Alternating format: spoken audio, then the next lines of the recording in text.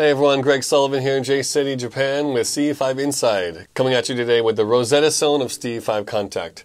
This is an interesting question that sometimes I think about. What is the ultimate element of CE-5? Is there one particular element that just cannot be removed?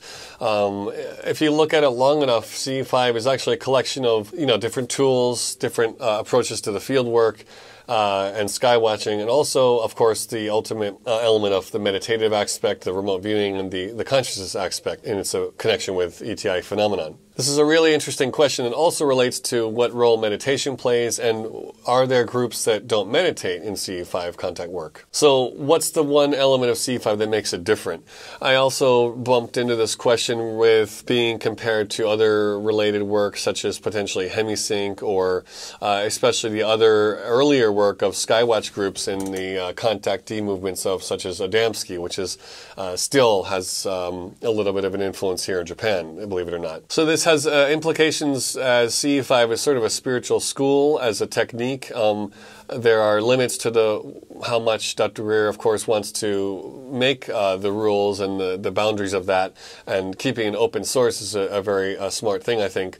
But this is an interesting question because a lot of people, they do need the handholds for reference as they're learning. So building blocks. CE-5 is really a conglomeration of different elements of other spiritual work that were nicely blended to be an easy approach, an amazingly easy onboarding ramp, a well-lit entryway to ET contact for the layman. And they can also, they're very modular as well. They can be arranged in different ways and interpreted in different ways. But I wonder in this video, what's the one element, what's the Rosetta Stone of CE-5? The CE-5 itself, it was called the Rosetta Stone of ET contact by people in the military industrial complex. But we could possibly say that, of course, the meditation is the essence.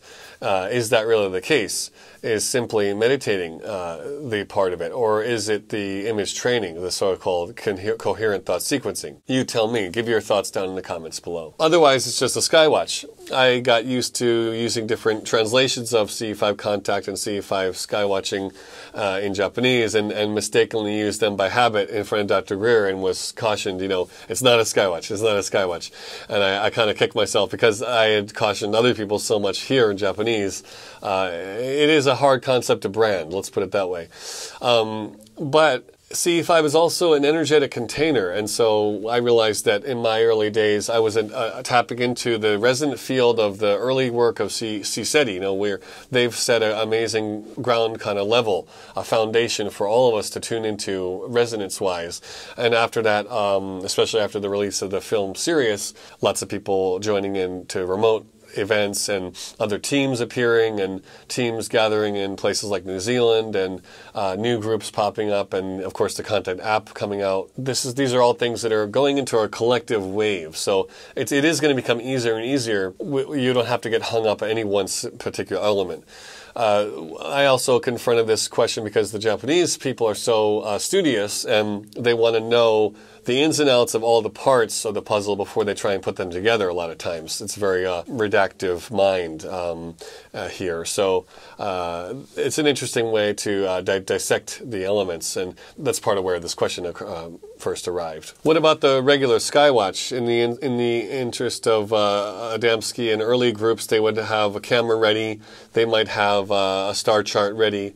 They may have, other slight minor tools, binoculars. But of course, at that time, there was no night vision. And a lot of those early Skywatches were actually in the daytime, believe it or not. And they were getting daytime photographs. A lot of them were, of course, faked. But the Skywatch groups, what I always find to tell people the difference is that, of course, I think it's this ascension era, and the consciousness science, of course, was not really so focused upon. And a lot of the Adamski groups were focused on the sort of person in the clouds, this George Adamski figure who had an experience that none of them were really going to emulate. And at the very most, people in the upper echelons of those groups, they have a GAP network here and another one called CBA here they used to have in Japan, Cosmic Brotherhood Association. People who had confidence in those groups eventually said that they were getting telepathic messages from ETs. But I would highly doubt a lot of those, So really, this is a whole different era of contact, and it's openly accessible to a lot more people to be verified, so it is a lot more scientific.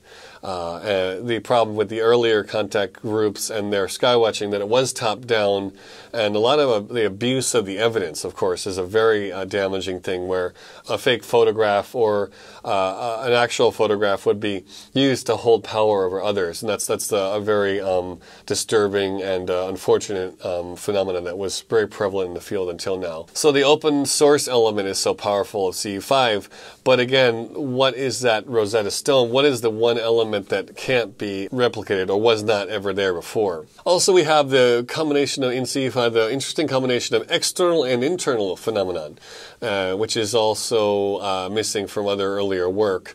Of course, and then the bilateral interaction between the two, with internal phenomenon reflecting outside and also outside phenomenon then triggering further internal contact. So it's a positive feedback loop. So knowing this consciousness element generally broadens our understanding of the wide variety of ET craft phenomenon and interactions with the group that happen on a subtle level or even a hyper-subtle level that's non-physical. So earlier skywatching groups were very physical, nuts and bolts, physical craft. Unfortunately here, the ARV, the Flying Bell, the Adamski-type craft was a lot of times the Nazi bell and disinformation elements. So there's a lot of early disinfo bias that got mixed into the pure intentions of these groups doing Skywatch. So thanks to the passage of time and release of information through the disclosure efforts, we're now protected from these earlier types of ignorance. What is my personal opinion of this? I'd say definitely the consciousness element, of course, the CE-5 element, paired with, it's a pairing with the tools and the scientific element. So it's an objective spirituality in the end. The Rosetta Stone of CE-5, or the essence of CE-5, could maybe be described as an objective spirituality, where you have, for the first time, the world of the unseen becomes seen. And the world of the unseen has become more measurable with things like storm detectors, magnetometers, and night vision scopes. And also bilateral interactions in the sky with laser pointers, etc. And so the fact that the group in total has an open source access to this is hugely powerful and transformative, and will be the standard that all other contact work will be held to from here on out. The other point of this Rosetta Stone is, of course, it's this kind of energetic community, I'd say, where we have the total heart network, this Skynet, I like to call it, of CE-5ers across the world. It is a morphogenic field in reality. And we've been solid, going strong for 10 years here in Japan, which is sort of a global antenna for the world, and has a lot of esoteric information, a lot of esoteric purpose and hidden information across Japan with the ley line grid here that is actually global in effect. So the sort of hive mind effect, the butterfly effect coming from Japan has been an early wave, and another second wave of setup for, I think, this 2020, the time between Fukushima 311 and 2020 now with the release of the CE-5 film was an extremely important window, and I kind of call it the world's longest running RMIT, if people know what that means. An early CE-5 sub-project. Now, those are my thoughts coming here from Japan. What do you think? Give me your thoughts in the comments. Again, this is becoming more and more open source, so that's potential for a lot more great development. But there are elements that were put in place for a reason and shouldn't be changed, in my opinion. So it's going to be interesting to see the different iterations that come out of the work from here on out, and also the misinterpretations, which we should be vigilant as to comment on, and because that's always a way that the work can be corrupted. So with any spiritual school, once something becomes put into word or text, it's also corruptible. So if you know, with the mystery school traditions and esoteric information, there is an element that hasn't also come down yet as well. That's a whole other topic that's a whole other topic as well. Okay, thanks. CE-5 Inside coming from Tokyo, Japan. Thanks a lot, Greg Sullivan, JCETI. Like, subscribe, and hit that bell for notifications. Thank you. See you again.